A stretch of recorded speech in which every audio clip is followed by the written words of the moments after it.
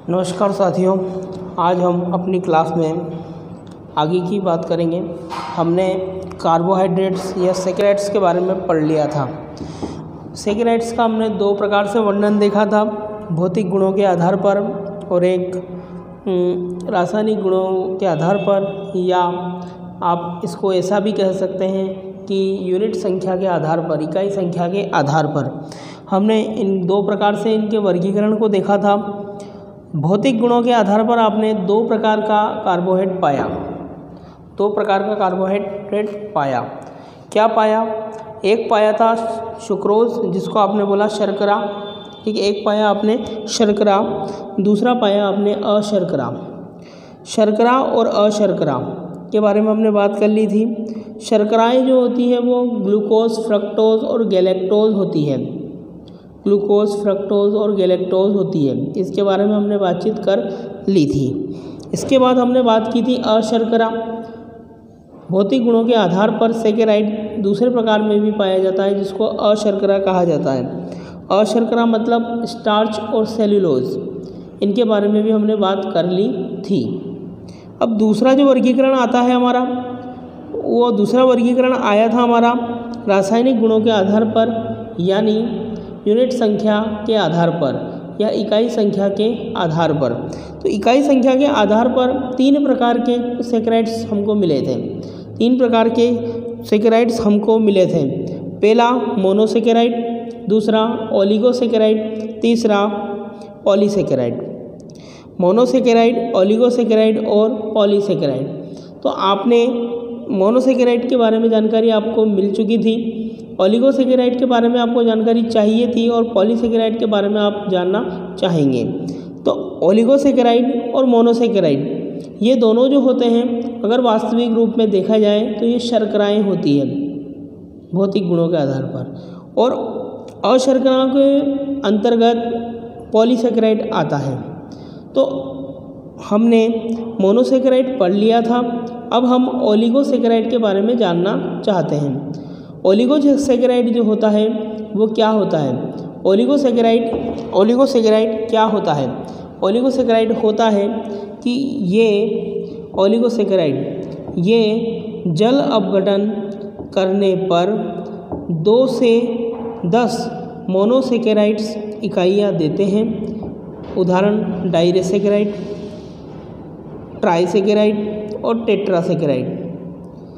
ओलिगोसैकराइड जो होते हैं ये जल में अपघटन करने पर, अगर इनको आप जल में अपघटित करते हैं, जल में मिलाते हैं, तो ये 2 या 10, ये 2 से लेके 10 तक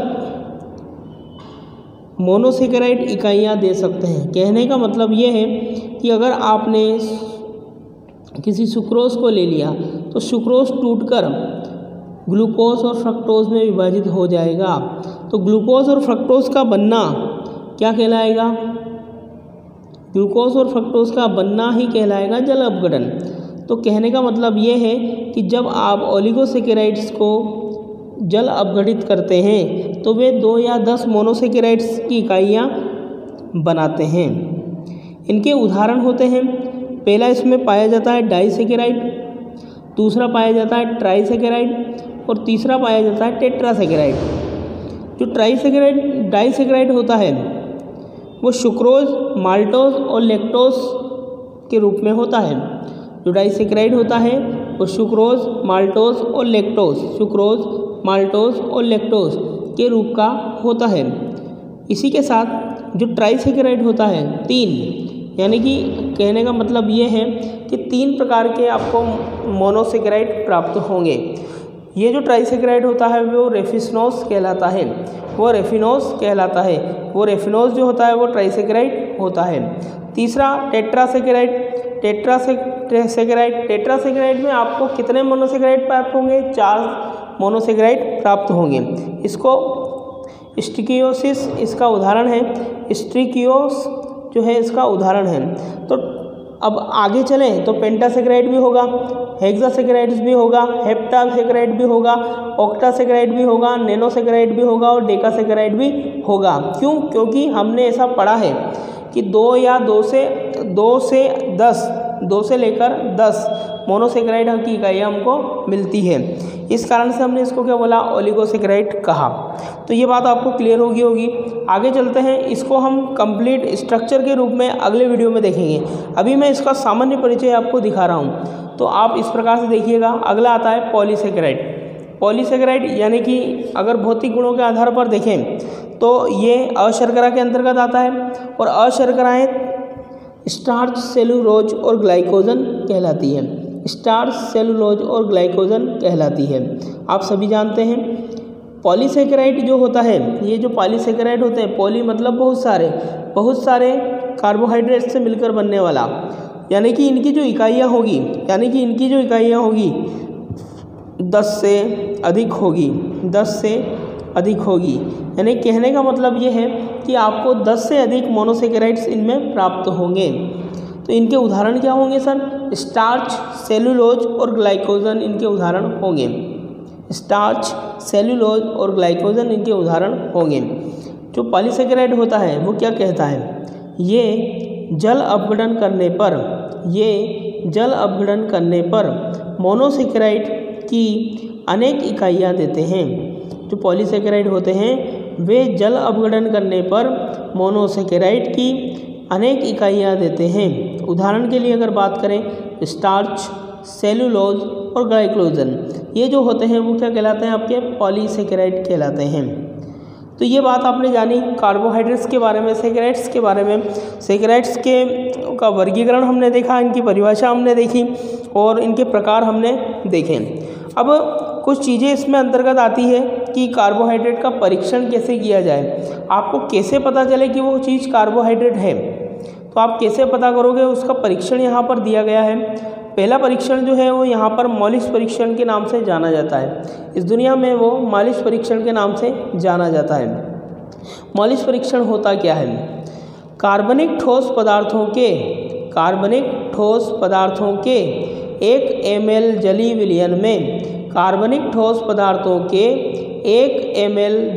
विलयन में 10% एल्कोहलीय अल्फा नेफ्थेनॉल विलयन की 2 बूंद मिलाकर हिलाते हैं तथा फिर परख नली की दीवार के सहारे 1 ml सांद्रता या सांद्र वाला H2SO4 डालते हैं, जिससे विलयन की ऊपरी सतह पर एक लाल बैंगनी रंग का वलय छल्ला बनता है। क्या कहा, मॉलिस परीक्षण से क्या होता है, आपको पता चल जाता है कि कार्बनिक ठोस पदार्थ जो होता है उसमें अगर आपने उसके जलीय विलयन में 10% एल्कोहल अल्फा नेफ्थेनॉल डाल देते हो, एक पदार्थ आता है एल्कोहलीय अल्फा नेफ्थिलन की विलयन की कितनी बूंदें डालनी है आपको, जब 2 बूंदें मिला देते हो तो क्या होता है, फिर परख नली की दीवार के सहारे आपको क्या करना पड़ेगा, H2SO4 1 ml H2SO4 डालना पड़ेगा। जैसे ही आप इसको डालोगे तो वो जो विलयन था, वो कार्बनिक पदार्थ का जो विलयन था वो लाल बैंगनी रंग का हो जाएगा, यानी कि लाल बैंगनी रंग के उसमें छोटे छोटे वलय या छल्ले बनने लगेंगे। तो इस कारण से आप देखकर बता पाएंगे कि हाँ ये कार्बोहाइड्रेट है।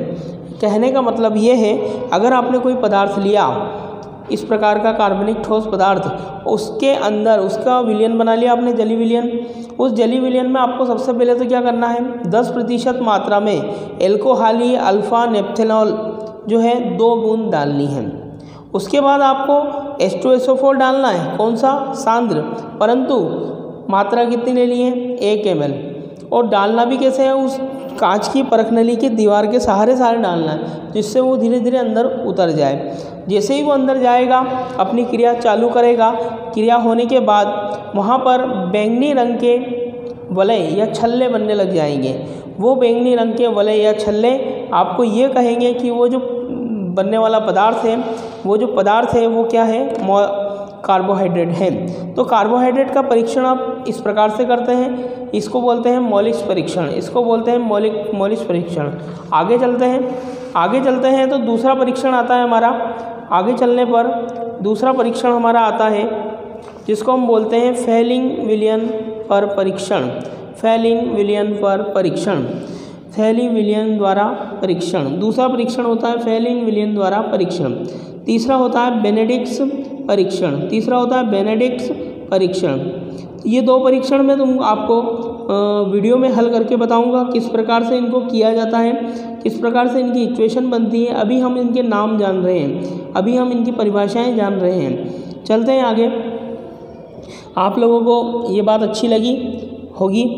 अब अगला पॉइंट आता है इसका, कार्बोहाइड्रेट का महत्व या जैविक उपयोग। कार्बोहाइड्रेट के महत्व होते क्या हैं, क्यों इसकी आवश्यकता है, कहाँ कहाँ इनके उपयोग होते हैं और उपयोग क्यों करते हैं, किस लिए किया जाता है, किनके द्वारा किया जाता है और बनाता कौन है। ये इस प्रकार की जो बातें हमारे मन में फूटती है उसी का निदान हम यहाँ पर करेंगे। क्या है टॉपिक हमारा, कार्बोहाइड्रेट का महत्व या जैविक उपयोग। कार्बोहाइड्रेट का महत्व या जैविक उपयोग। पहला पॉइंट इनके अंतर्गत आता है जैव ईंधन। जैव ईंधन, जैव ईंधन के रूप में आप कार्बोहाइड्रेट को जैव ईंधन के रूप में देखते हैं। कैसे, विभिन्न कार्यों के लिए जीवों को ऊर्जा प्रदान करने का कार्य करता है। ये जो कार्बोहाइड्रेट होता है बहुत सारे दैनिक जीवन के जो भी कार्य होते हैं उनको कार्य को करने के लिए मानव को, प्राणी को क्या प्रदान करता है, ऊर्जा प्रदान करता है। दूसरा जो इसका महत्व है वो आता है पेड़ पौधों का मुख्य संरचनात्मक घटक। पेड़ पौधों का मुख्य संरचनात्मक घटक। ये जो कार्बोहाइड्रेट होता है पेड़ पौधों का प्रमुख घटक होता है, पेड़ पौधों का प्रमुख व्यक्ति होता है, जिसके माध्यम से क्या होता है कि कोशिका भित्तियाँ कार्य करती है, बनती है, कोशिकाएं बनती है।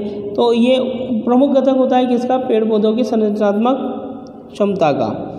इसके अंतर्गत हम यह देखें तो यह मुख्य संरचनात्मक घटक होता है, यानी कि पेड़ पौधों की जो कोशिकाएं होती है उनका निर्माण करने का काम किसके द्वारा होता है, कार्बोहाइड्रेट्स के द्वारा या सैकेराइड्स के द्वारा होता है। तो यह मुख्य संरचनात्मक घटक होता है। पेड़ पौधों की कोशिका भित्तियाँ सेल्यूलोज की बनी होती है। पेड़ पौधों की जो कोशिका भित्तियाँ होती है वह सेल्यूलोज की बनी होती है। तो सेल्यूलोज क्या है, सेल्यूलोज भी तो हमारा कार्बोहाइड्रेट ही होता है। इसी कारण से हम क्या बोलते हैं कि ये कार्बोहाइड्रेट जो होते हैं पेड़ पौधों की मुख्य संरचनात्मक घटक होता है। तीसरी बात हम करें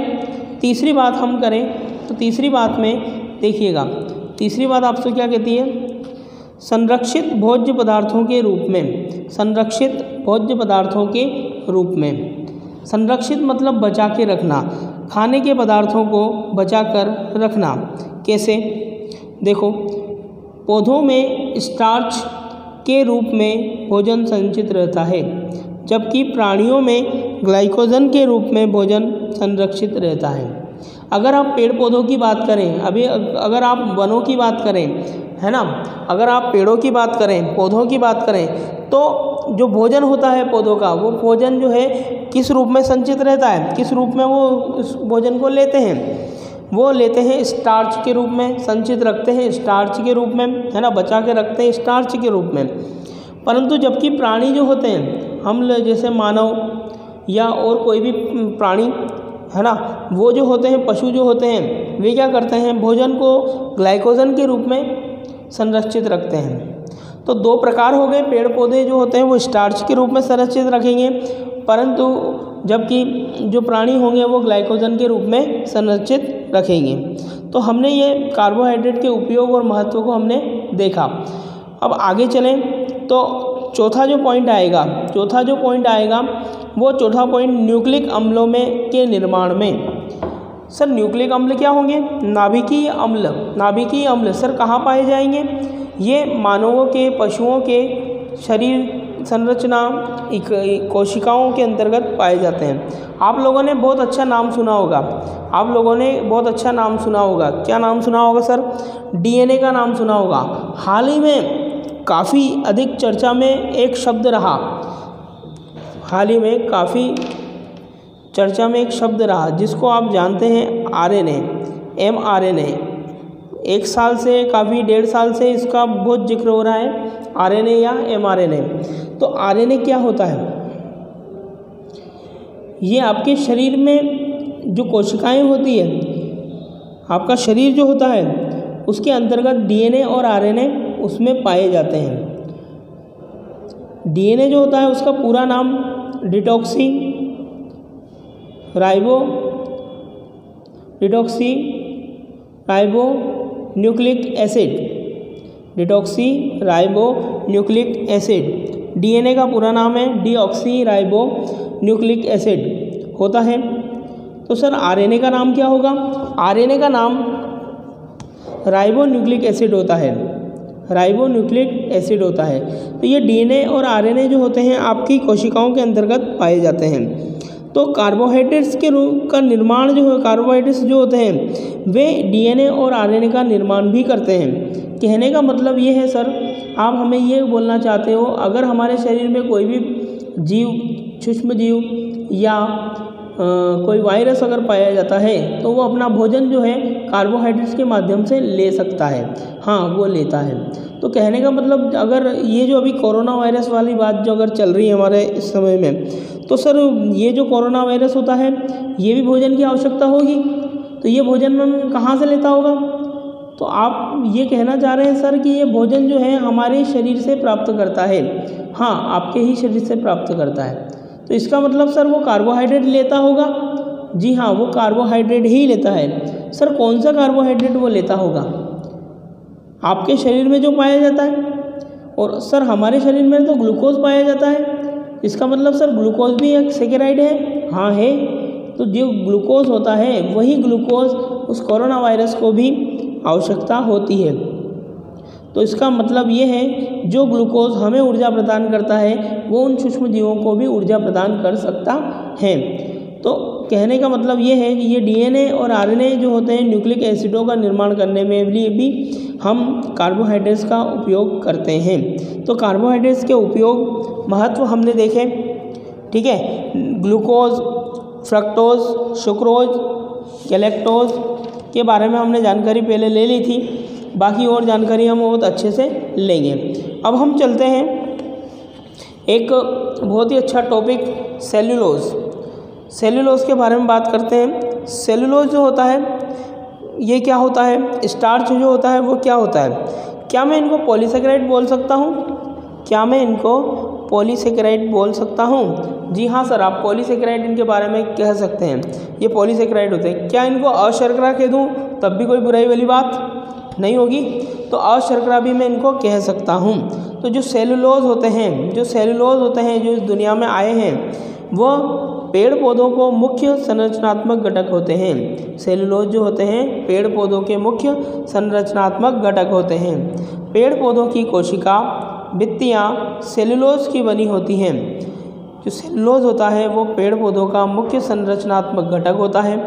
पेड़ पौधों की जो कोशिकाएं भित्ति होती हैं वे सेलुलोज की बनी होती हैं। इसके प्रमुख स्रोत कपास, कागज, बांस, जूट, सन आदि हैं। रुई तथा फिल्टर पत्र 100% सेलुलोज के होते हैं। क्या कह रहे हो सर? तो इसका मतलब सर ये कपास, कागज, बांस, जूट, सन, ये घास वगैरह जो पार्टियाँ होती है वे इनके अंतर्गत आएगी। जी हाँ, वो इनके अंतर्गत आएगी। जो सर इसमें जो सेलुलोज होगा वो C6H10O5 के रूप में पाया जाएगा। जी हाँ, वो ऐसे पाया जाएगा। तो सर जो गायें होती है, भैंसें होती है, जो जानवर होते हैं वे अपना भोजन घास के रूप में लेते हैं, है ना। तो जो घास के रूप में वो भोजन लेते हैं वे घास वाला भोजन सेलुलोज होता है। हाँ, सही में भी वो जो होता है वो सेलुलोज होता है। तो कहने का मतलब ये है, ये जो इकाई होती है सेलुलोज, ये जानवरों या पशुओं के द्वारा ली जाती है। तो सेलुलोज जो होता है उनका औद्योगिक उपयोग होता है। क्या उपयोग होते हैं इसके? कपड़ा उद्योग में, कागज उद्योग में, ठीक है, गन कार्टन में और कार्डाइट में, प्लास्टिक जेली के रूप में सेलुलोज का हम उपयोग करते हैं। आज की क्लास हम यही ख़त्म करते हैं। आगे आने वाले समय में हम सेलुलोज के बाद स्टार्च और बाकी एसिड्स के बारे में बात करेंगे। बहुत बहुत धन्यवाद।